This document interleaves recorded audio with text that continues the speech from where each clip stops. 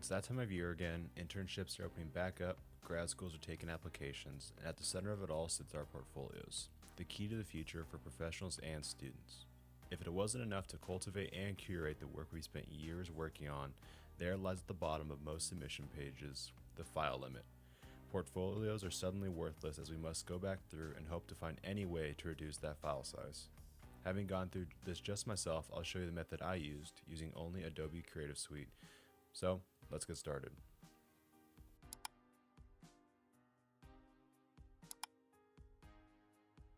Okay everyone, so here we are in Adobe InDesign, a program that I hope everyone is using to compile or at least create their portfolios. As we can see, I have 22 pages of text, pictures, and other information that I want to have in my portfolio. But upon exporting, I am seeing that I am reaching 26.9 megabytes, way too high for any kind of submission, be it employer or graduate system. So right away, I'm going to go back into InDesign and I'm going to go to Windows and I'm going to go to Links. As we can see here, this is the link panel. You're going to find all the information about the images you brought into InDesign in this panel, such as the page, such as the file type, such as the size, such as the name, and a bunch of other goodies. So when I hear that I have 26.9 megabytes, that means a couple things for me.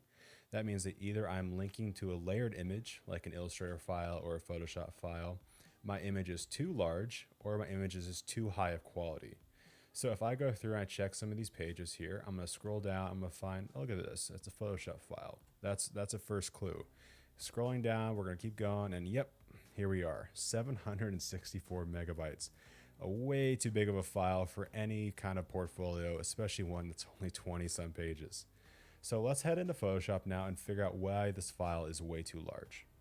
Alright guys, I went ahead and I found the image that we were looking for. Already I'm seeing a couple things that are probably contributing to that massive file size. First of all, this is 20 inches by 20 inches. There is a lot of layers that are unused and most likely unnecessary that I probably created when I was in a rush. And if I were to guess, this image is probably set to around 300 dpi. All these things are going to really contribute to that massive file size. So the first thing I'm going to do is I'm going to flatten this image, or I'm just going to export it. I'm going to export it, and I'm going to export it as a JPEG. Working with the flat image is best because it flattens all those layers, really reducing the amount of information that Photoshop has to process. And of course, it just makes it that much easier for us. So already doing that here, I went ahead and exported it as a JPEG, and I opened it back up in Photoshop. It's only under one layer, of course, and again, it's already at the same image settings that it was before. So right away, we're going to go up to Image, we're going to go to Image Size, and we're going to see here, yep, all right, the image is already at 103 megabytes again. And you can see a bunch of other things happening here, like the fact that it's at 83 inches by 83 inches and the resolution is at 72. So right away, I'm going to switch this down and I'm going to go for a 5 by 5, which is more than enough for my 8.5 by 11 portfolio.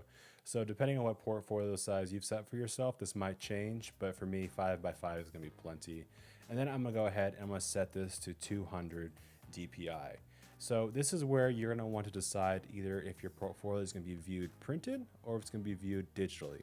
If it's going to be viewed printed, I recommend you keep it around that 300 dpi mark, which works well for most high quality printers.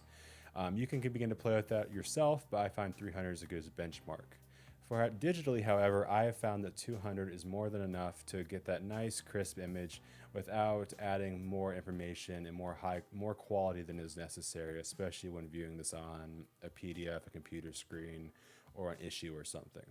So I'm going to hit OK, and then I'm going to go ahead and file, and I'm going to file, save, and I'm going to save this image onto my desktop, and we're going to go back in InDesign and we're going to open it back up.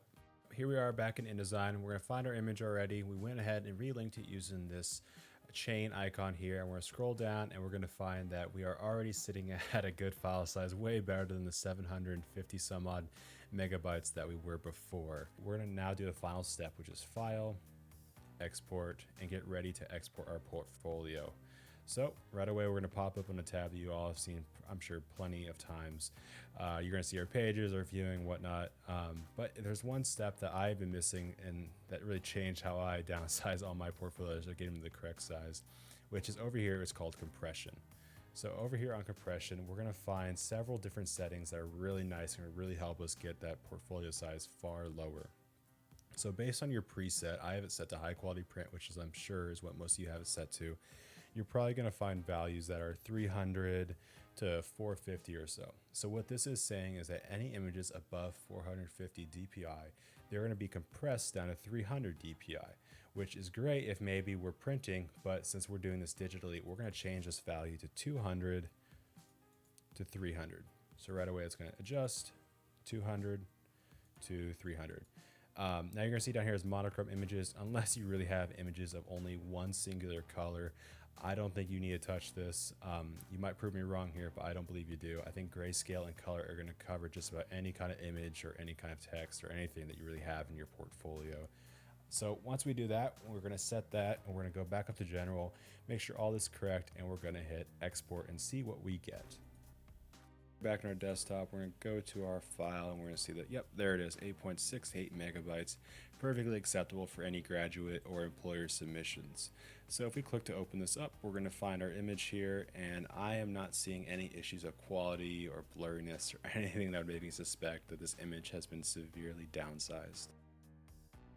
So again, I'd like to thank you guys for watching. If you have any questions or comments, please leave them down below and I'll try my best to get back to you.